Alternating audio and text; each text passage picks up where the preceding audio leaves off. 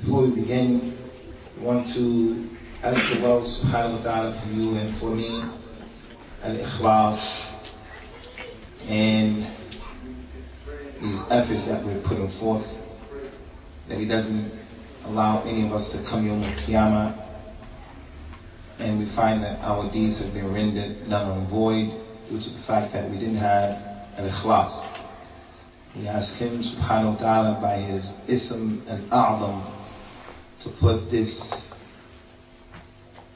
conference in the mizan of the hasanat of the brothers who have made it happen, and that it becomes a cause for us all to remember if and when Allah Ta'ala puts us in the Jannatul Firdaus Yawm al-Qiyamah.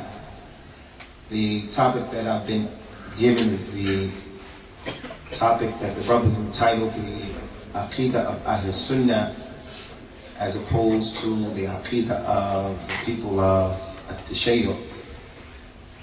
And no doubt it's an important issue from a number of angles. Number one, the da'wah of the people of at-Thahabi is spreading. People from the Sunnah, they don't know the reality of the da'wah of the people of at-Thahabi. In East Africa, like in Kenya, in Tanzania, right now as we speak, the da'wah of Iran is spreading. In West Africa, due to the serious poverty and some people are suffering from there, the Iranians send a lot of people there in order to spread the da'wah of those who curse the Prophet's companion sallallahu alayhi wa sallam. So the Messenger of Allah, he used to salawatullahi wassalamu alayhi, seek refuge in Allah from poverty, because the poverty is a reason that a person would sell his deen. Poverty, wanting money, being in a situation where you're in dire straits financially will cause a person to compromise his deen. So in many parts of West Africa, Muslims who don't know much about Islam, but you would never think that a West African would curse the companions. Now they're cursing the companions of the Prophet sallallahu alayhi wa sallam. Another reason why it's important is because of the fact that we find during these fitan that are going on, Muslims don't know how to take positions because of lack of knowledge. I don't think it's because of lack of al-ikhlas, lack of knowledge. So when something takes place in Palestine, there are those Muslims who get behind Hezbollah, not knowing the reality of their da'wah.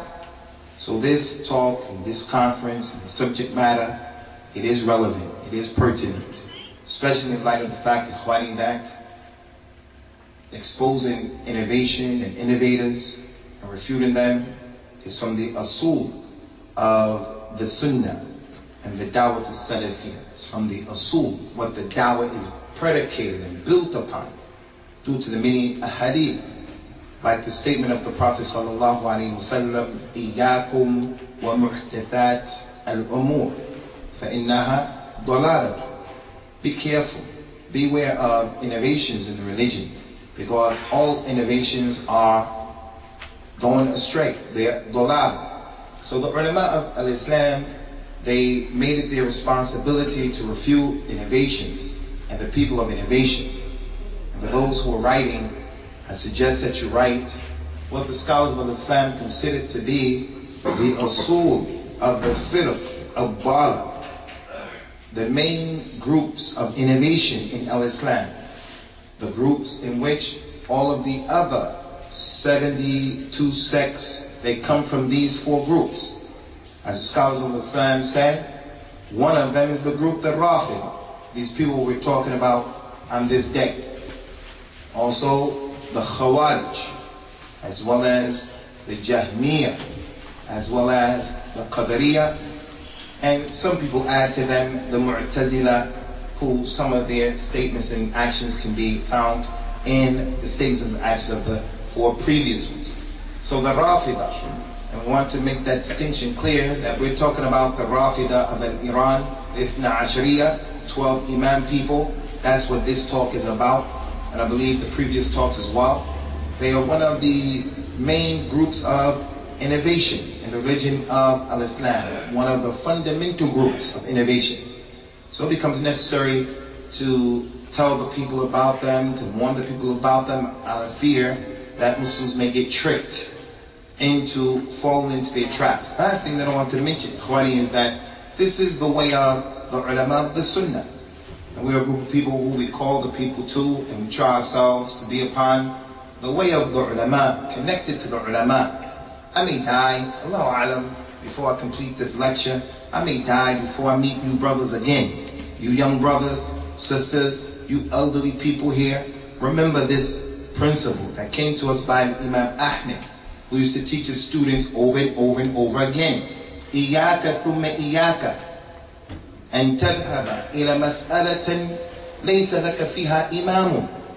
Beware, beware, beware, you young brother. You're not a scholar, I'm not a scholar. Beware of taking any position in Al-Islam that you don't have an imam who preceded you to that position. Someone comes and says, Fulan is a kafir, that hakim is a kafir. You say, okay, are you a scholar? No, I'm not a scholar. Tell me what scholar said that. Because if you take a position that you can't show a scholar took that position, then it implies that you're a scholar. You arrived to a position that no one else arrived to. So beware of taking the positions that you don't have. Ulama of Al-Islam have preceded you to it. And inshallah, if I remember, I just want to elaborate on that a little bit more, hopefully at the end of the talk, because I don't want that to be misunderstood, that particular issue. So the point that I want to make, ikhwati fillah, is that talking about these issues the correct way, with the correct niyyah, it is from the principles of our religion. The imams before us, they used to deal with issues like this, the issues of the people who went astray. So we have every single deviant group being dealt with by the ulama of Islam, past and present. Al-Imam al-Bukhari rahimahullah ta'ala dealt with the Qadariyah, one of the usul of the firq al-dala, who had issues with how to understand correctly the qadr of al-Islam, one of the arkan of al-Iman. He wrote a book, Khalq of al-Ibad, in which he refuted those people. Al-Imam al-Firyabi, same thing, Kitab al-Qadr. So they used to take care of this issue. There's a tremendous innovator in the history of al-Islam, Bishr al-Marisi. He came up with a lot of statements in his Jahmiyyah. The ulama of al-Islam, they went against him and they exposed his situation. Students of knowledge, they have some awareness about this issue. The point is that the scholars of al-Islam have done this, giving advice to the community. This is their job and their responsibility. The ulama of al-Islam is part of their responsibility. As Allah Ta'ala mentioned, or His Prophet says, sallallahu alayhi wa sallam, يحمل هذا العلم من كل خلف عدوله ينفون عنه تحريف الغالين وتأويل الجاهلين. From their responsibility, that there will always be a group of scholars, always, who will be responsible for carrying this knowledge. That's their responsibility. Part of what they will do is they will repel and they will fight against the ghulu of the people who go overboard, the explanations of the people who are ignorant. That's part of their responsibility.